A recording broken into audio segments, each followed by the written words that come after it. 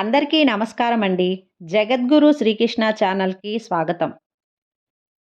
కలియుగం ఎలా ఉండబోతుంది అన్న ప్రశ్నకు శ్రీకృష్ణ భగవానుని సమాధానం ఒక్కసారి ధర్మరాజు లేని సమయంలో మిగిలిన నలుగురు పాండవులు శ్రీకృష్ణుణ్ణి కలియుగం ఎలా ఉంటుంది అని అడిగారు. దానికి సమాధానం శ్రీకృష్ణుడు ఏ విధంగా చెప్పాడు అనేది ఈ కథ ద్వారా తెలుసుకుందాం. ఈ కథ తెలుసుకున్న వారికి ఎన్నో జన్మల పుణ్యం అనేది కలుగుతుంది. ఈ యుగంలో, ఈ కలియుగంలో మనం చేసే పాపాలు, మనం చేసే సకల దోషాల నివారణ అనేది జరుగుతుంది. కాబట్టి ఈ కథను భక్తి శ్రద్ధలతో వినండి. ఒక వ్యక్తి సముద్రంలో చేపలు తెచ్చి అమ్ముకొని జీవనం సాగిస్తూ ఉన్నాడు. ఎంత సంపాదన వచ్చినా కడుపుకే కానీ మిగలడం లేదు అంటూ బాధతో ఉన్నాడు. తల్లి గుడ్డివారు. ఉండటానికి ఇల్లు లేదు. పూరి గుడిసె మాత్రమే. పెళ్ళయింది కానీ పిల్లలు లేరన్న బాధ. ఇలా గడుస్తుండగా ఒకరోజు సముద్రం నుండి చేపలు తీస్తుండగా ఒక పెద్ద అలకు సముద్రంలోని సాగరకన్య కొట్టుకుంటూ ఒడ్డుకు వచ్చి ఒక పెద్ద రాయికి తగులుకుంది. మళ్ళీ సముద్రంలోకి వెళ్ళటం చాలా కష్టమైంది. అప్పుడు ఇతను వెళ్ళి చూడగా ఆ సాగరకన్య ఇతడిని సహాయం కోరింది. నన్ను సముద్రంలో వదిలిపెట్టు. నీకు ఏమి కోరుకుంటే అది ఇచ్చేలా ఒక్కటంటే ఒక్కటే వరం ఇస్తాను అని చెప్పింది. సరేననే తను పడవలో ఆమెను తీసుకుని వెళ్ళి సముద్రం మధ్యలో వదిలి ఏం వరం అడగాలో తెలియక మరుసటి రోజు అంటే కుటుంబంతో మాట్లాడి అడగనా అని చెప్తాడు. అలాగే మిత్రమా, రేపు నీ కోరిక చెప్పు, నన్ను రక్షించినందుకు ధన్యవాదాలు అంటూ సాగరకన్య వెళ్ళిపోతుంది.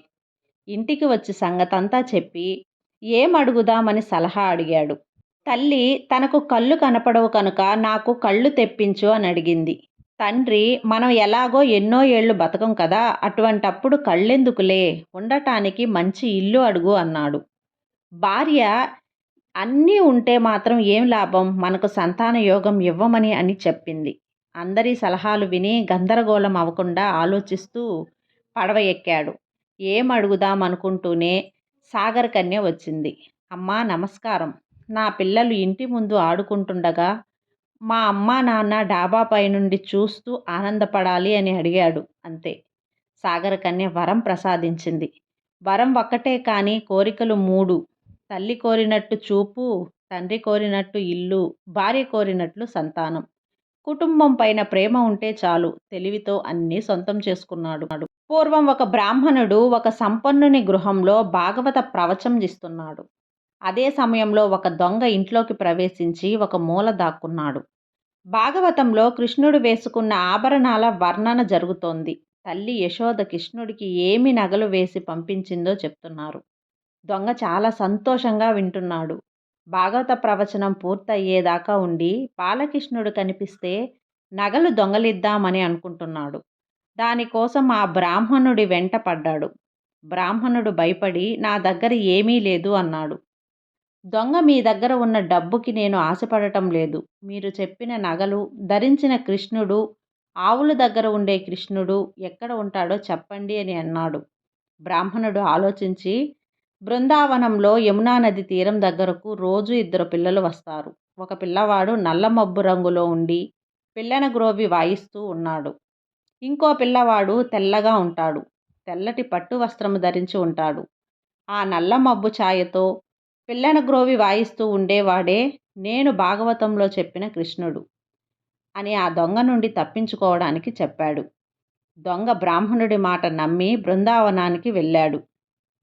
యమునా నది తీరం వద్ద కూర్చొని ఆ 2 పిల్లలు రాక కోసం ఎదురు చూశాడు. ఇంతలో పిల్లన గ్రోవి వినిపించింది. 2 పిల్లలు వస్తున్నారు. ఆ అందమైన దృశ్యం చూసి చెట్టు దిగి పిల్లల దగ్గరకు వెళ్ళాడు దొంగ. బాలకృష్ణుణ్ణి చూడగానే దొంగ మనసులో ఆనందం కలిగి అతని కళ్ళమ్మట నీళ్లు కారుతూ ఏ తల్లి కన్న బిడ్డో ఇంత అందంగా ఉన్నాడు అని అనుకున్నాడు. ఈ విధంగా దొంగ ఆలోచనలో మంచి మార్పు వచ్చింది. తర్వాత చూస్తే దొంగ భుజం మీద నగలు నిండి ఉన్న ఒక మూట ఉంది. అది తీసుకొని ఆ దొంగ బ్రాహ్మణుడి దగ్గరకు వెళ్ళి జరిగిందంతా చెప్పాడు. ఆనంద బాష్పాలతో ఆ బ్రాహ్మణుడు కృష్ణుని చూసిన చోటకు తనకు చూపించమని దొంగను అడిగాడు. ఇద్దరూ కలిసి ఆ చోటుకి వెళ్ళగానే దొంగకు కనిపించిన బాలకృష్ణుడు బ్రాహ్మణుడికి కనిపించలేదు. అప్పుడు బ్రాహ్మణుడు నిరాశతో కృష్ణుడిని, నీవు ఒక దొంగను అనుగ్రహించావు, నాకు కూడా దర్శనమివ్వవా అని బాధపడ్డాడు. అప్పుడు అపారమైన కరుణగల కృష్ణ భగవానుడు ఇలా అన్నాడు, నీవు భాగవత పురాణమును కేవలం ఒక కథగా చదివావు. కానీ దొంగ నువ్వు చెప్పిన కథలని, మాటలని మనస్ఫూర్తిగా నమ్మాడు. అపార నమ్మకం, స్మరణ, శరణాగతి ఉన్న చోటే నేను ఉంటాను. అన్యదా శరణం నాస్తి తత్వమే శరణం మమ. మనం చేసే ధ్యానమైనా అంతే. మనస్ఫూర్తిగా సాధన చేస్తే ఖచ్చితంగా అద్భుతమైనటువంటి ఆనందాన్ని, ఫలితాన్ని పొందగలం. కృష్ణుని వేణువు గురించి తెలుసుకుందాం. ప్రతిరోజు కృష్ణుడు తోటను సందర్శించి మొక్కలన్నింటికీ నేను నిన్ను ప్రేమిస్తున్నాను అని చెప్పేవాడు. కృష్ణ, మేము నిన్ను కూడా ప్రేమిస్తున్నాము అని ప్రతిస్పందించేయి మొక్కలు. ఒకరోజు కృష్ణ తోటలో వెదురు మొక్క వద్దకు వెళ్ళి అడిగాడు, నేను నిన్ను అడగాలి, కానీ అది చాలా కష్టం అన్నాడు. వెదురు, చెప్పండి, నాకు వీలైతే నేను మీకు ఇస్తాను అని చెప్పింది. అందుకు కృష్ణుడు, నాకు నీ జీవితం కావాలి, నిన్ను కత్తిరించాలి. వెదురు కాసేపు ఆలోచించి, వేరే మార్గం లేదా కృష్ణ అని అడిగింది. కృష్ణుడు, లేదు, వేరే మార్గమే లేదు అన్నాడు. వెదురు సరే అని చెప్పి తనను తాను విడిచిపెట్టింది.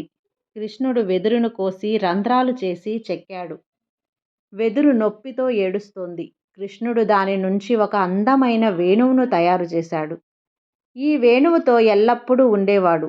వేణువుని చూసి గోపికలు కూడా అసూయపడేవారు. గోపికలు వెదురును అడిగాడు, మీ రహస్యం మాకు చెప్పండి. భగవంతుడు నిన్ను అంతగా ప్రేమించడానికి ఏ రహస్యం ఉంది? కృష్ణుడు మా దేవుడు, కానీ మేము అతనితో కొంత సమయం మాత్రమే గడపాలి. అందుకు వెదురు, రహస్యం ఏమిటంటే, నేను నన్ను వదులుకున్నాను. కృష్ణుడు నాకు సరైనదిగా చేశాడు. నేను చాలా నొప్పిని అనుభవించాల్సి వచ్చింది. నేను ఇప్పుడు అతని వాయిద్యం అయ్యాను అని చెప్పింది. నెమలి ఈకలను నెమలి కన్నులు అని ఎందుకు అంటారంటే, సాగర మహారాజు కూతురు స్వర్ణముఖి. ఆమె త్రిలోక సుందరి. స్వర్ణముఖి అందం చూసి బృహస్పతి ఆమెను ప్రేమించాడు. అయితే ఈమె తనతో ఉండటం చూసినట్లయితే తన భార్య తార అసూయపడుతుందనే కారణం చేత ఈ రహస్యం ఆమెకు తెలియకుండా స్వర్ణముఖిని దేవతాలోకంలోకి తీసుకువచ్చి మంత్రమహిమతో ఒక ఆవు దూడగా మార్చివేశాడు. ఆ ఆవు దూడను చూచి తార ముచ్చటపడి దానిని తనకు ఇస్తే కానీ వీలు లేదని పట్టుపట్టింది. చేసేదేమీ లేక బృహస్పతి ఆవు దూడను ఆమెకు బహుమతిగా ఇచ్చివేశాడు. ఆమె దాన్ని ప్రాణంగా పెంచుకుంటూ మేపుకోరావటానికి శతనేత్రుడనే వాడికి అప్పగించింది. ఒకనాడు శతనేత్రుడు ఆవు దూడను భూలోకానికి తీసుకుపోయి మేపుతూ ఉండగా కూతురు కోసం తల్లడిల్లి తిరిగిపోతున్న సాగర మహారాజు వెతుక్కుంటూ అక్కడికి వచ్చాడు. ఆయన ఆవు దూడను చూశాడు. కానీ అది తన కూతురు అనేది అతనికేం తెలుసు?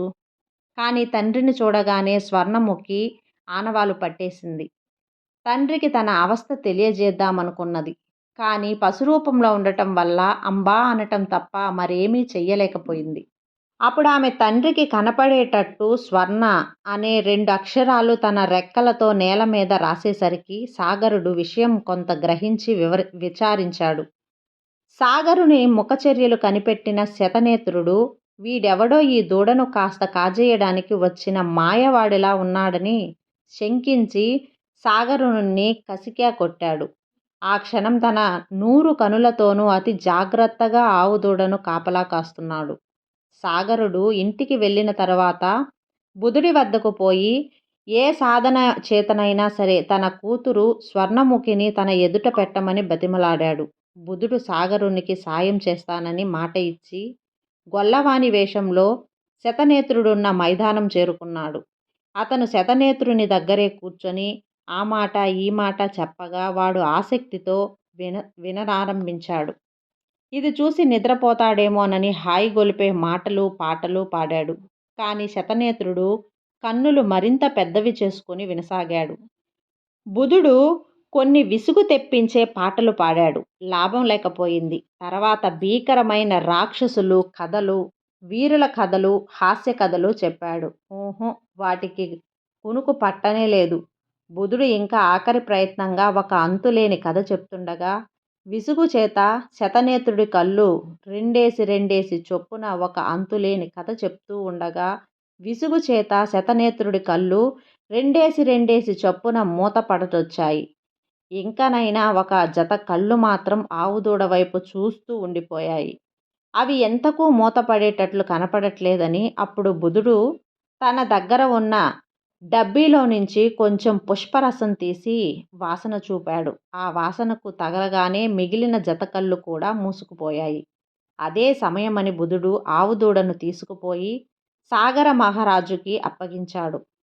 శతనేత్రుడి చేతులు నలుముకుంటూ తార ఎదుటికి పోయేసరికి ఆమె ఉగ్రురాలై అందంగా మెరిసేవాని 100 కన్నులను పీకించి తన నెమలిపురితో అమర్చివేసింది. నాటి నుంచి నెమలికలని నెమలి కన్నులు అనటం వాడుకలోకి వచ్చింది. బ్రహ్మ తలరాత ఏ విధంగా ఉంటుంది అనేది ఒక చిన్న కథ రూపంలో తెలుసుకుందాం. కాశీలో ఉన్న గంగ దగ్గర ఒక వ్యాపారి ఉండేవాడు. అతను నిత్యం స్నానం చేయడానికి గంగ దగ్గరకు వచ్చి స్నానం చేసి వెళ్ళేవాడు. అతనికి బ్రహ్మ రాసిన రాత చదివే విద్య తెలుసు. ఒకనాడు గంగానది దగ్గర మర్రి చెట్టు ఉంది. ఆ చెట్టుకి దగ్గరలో నడుస్తుండగా కాలికి ఒక పుర్రె కటిక తగిలింది. దాన్ని చూసి ఛీ, ఎదవ పుర్రి, ఇప్పుడే తగలాలా అని మళ్ళీ స్నానం చెయ్యాలి అనుకుంటూ పుర్రెని కాలితో తన్నబోయాడు. పుర్రె తళుక్కుమని మెరిసింది. అది చూసి దీని తలరాత ఏంటో చదువుదామని చేతుల్లోకి తీసుకుని చదివాడు. వీడు జీవితాంతం కష్టపడతాడు. చిన్నప్పుడు తల్లిదండ్రులు చివాట్లు పెడతారు. బడిలో పంతుళ్ళు కొడతారు. పెళ్ళయ్యాక పెళ్ళాం తిడుతుంది. పిల్లలు పెద్దయ్యాక ఇంట్లో నుంచి తన్ని గెంటేస్తారు. ప్రతి క్షణం ఎవరో ఒకరు ఏదో ఒకటి అంటూనే ఉంటారు. డబ్బు నిలవదు. ఎవరైనా దయతలచి ఇచ్చినా పోతుంది. బ్రతికినంత కాలం కష్టాలు పడి పడి చస్తాడు. వీడు చచ్చిన 500 సంవత్సరాలకి వీడి పుర్రె ఒక స్త్రీ చేతిలో అవమానం పాలై మోక్షం పొందుతుంది అని ఆ పుర్రె మీద బ్రహ్మ తలరాత రాసి ఉంది. అది చదివి బ్రతికి ఉండగా అవమానం అంటే పర్వాలేదు, చచ్చాక కూడా పుర్రెకి అవమానం ఏంటి, బ్రహ్మకు అసలు బుర్ర ఉందా అని ఆ పుర్రెను విసిరి పారేసి అసలు అవమానం ఎలా జరుగుతుందో చూద్దాం అనుకొని దగ్గరలో ఉన్న ఒక మర్రి చెట్టు తొర్రలో ఈ పుర్రెని దాచాడు. నిత్యం స్నానం చేసే ముందు ఈ మర్రి చెట్టు తొర్రలో ఉన్న పుర్రెను చూసి పలకరించి వెళ్ళేవాడు. ఇలా కొన్నాళ్ళు గడిచిన తర్వాత బంధువుల ఇంట్లో వివాహం ఉంటే ఒక 10 రోజుల పాటు ఆ వివాహ మహోత్సవాలలో గడిపి వచ్చాడు. ఎప్పటిలాగే స్నానానికి వెళుతూ పుర్రె సంగతి గుర్తొచ్చి మర్రి చెట్టు దగ్గరికి వెళ్ళి తొర్రలో ఉన్న పుర్రె కోసం చూస్తే కనపడలేదు. వెతికాడు, దొరకలేదు. మర్రి చెట్టు తొర్రలో పుర్రె ఏమైంది అనుకుంటూ స్నానం సంధ్యావందనం చేస్తున్నాడు. కానీ మనసు మాత్రం పుర్రె మీదే ఉంది. చేశామంటే చేశామన్నట్లు నిత్య కృత్యములు చేస్తూ ఉండగా ఇది భార్య గమనించి, మీరెందుకు ఇలా ఉన్నారు, నాకు తెలుసులేండి అంది. ఒసేయ్ పిచ్చి మొహమా, ఏం తెలిసే నీకు? మీరు ఆలోచించేది మీ రెండో భార్య చనిపోతే మర్చిపోలేక మర్రి తొర్రలో దాచిన ఆవిడ పుర్రె గురించే కదా అన్నది. ఆ సంగతి నాకు ఎలా తెలుసు అనుకుంటున్నారు కదా. ప్రతిరోజు ఆ మర్రి తొర్రలో ఉన్న పుర్రెను చూస్తున్నారని జనాలు చెప్పారు. ఓహో, ఇంతకీ ఏం చేశావే దాన్ని? అది నా సవతిది అని తెలిపి కోపం పట్టలేక ఇంటికి తీసుకువచ్చి వేడి వేడి నీళ్లు మరగబెట్టి దానిమీద పోశాను. సలసలా కాగే నూనె గుమ్మరించాను. అప్పటికీ కసి తీరక కారం చల్లాను. అయినా కోపం తీరక రోట్లో వేసి రోకలితో బండతో పచ్చడి కింద కొట్టి పిండి పిండి చేసి గంగలో కలిపివేశాను అన్నది. అప్పుడు జరిగింది చెప్పాడు. ఒసేయ్ వెర్రి మొహమా, అది నా పెళ్ళాం కాదే. దానిమీద చచ్చాక కూడా ఆ పుర్రె అవమానం పాలై మోక్షం పొందుతుందని రాసి ఉంది. అది ఎలా నిజమవుతుందో చూద్దామని నేను ఆ మర్రి చెట్టు తొర్రలో ఉంచాను. ఇదిగో నీ వల్ల అవమానం పాలై గంగలో కలిసి మోక్షం పొందింది. గంగలో కలిస్తే మోక్షమే కదా అన్నాడు. ఆ బ్రహ్మ ఈ విధంగా రాసిన తలరాత నిజమైంది. బ్రహ్మ రాస్తే నిజమై తీరుతుంది. ఇదేనండి కలియుగంలో బ్రహ్మ రాసిన రాతలు ఇదే విధంగా జరుగుతాయి. ఇది కలియుగం గురించి మనం తెలుసుకోవాల్సినవి. ఇంకా మరికొన్ని వీడియోల్లో మీతో షేర్ చేస్తాను. ఈ వీడియో మీకు నచ్చితే లైక్ చేయండి, అలాగే సబ్స్క్రైబ్ చేయండి, మరికొంతమందికి షేర్ చేయండి. సర్వే జన సుఖినో భవంతు. ఓం నమో నారాయణ.